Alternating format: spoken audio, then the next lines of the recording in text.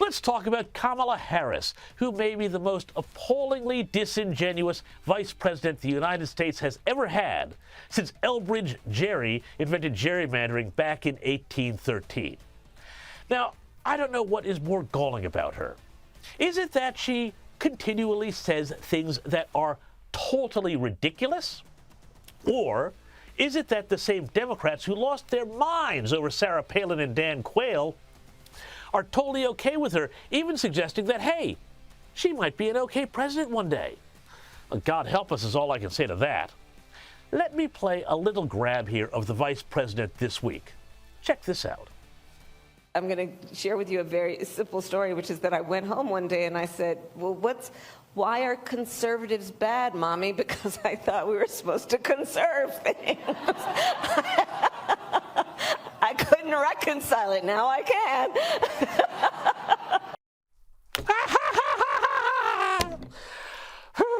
Why, I gotta ask, does she always laugh like a stoner kid who's just discovered old YouTubes of Cheech and Chong? Anyway, taken by itself, this would sound like just another self-serving white lie by the vice president. I mean, does anyone really believe that that ever happened? No, come on. She has such a fantastic history of this sort of thing. I mean, remember, back before she became vice president, Kamala Harris did a puff piece with Elle magazine, and in that story, she told the tale of going to a civil rights march with her parents and getting upset after she fell from her stroller. Now, the article has Kamala Harris telling the story like this. My mother tells me about how I'm fussing, Harris says, and she's like, baby, what do you want? What do you need? And I just looked at her, this is Kamala Harris speaking, and I said, freedom. Yeah, for real.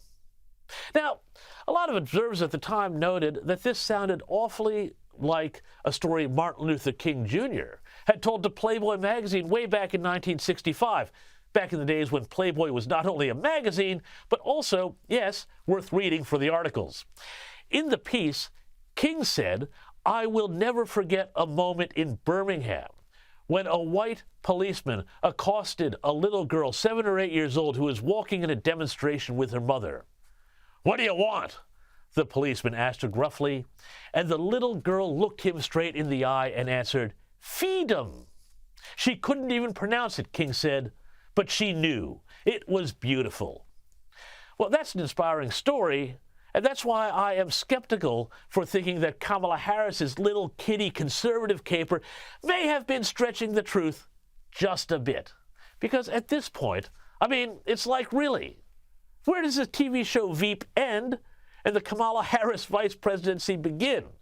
I guess we should be glad she's only using stories about herself as a baby rather than a real baby. Is little Richard ready to go and meet some voters? Mom, you can't keep using our baby as a campaign prop. There's just a few more months in Iowa, and then we're gonna hide him when we get to New Hampshire.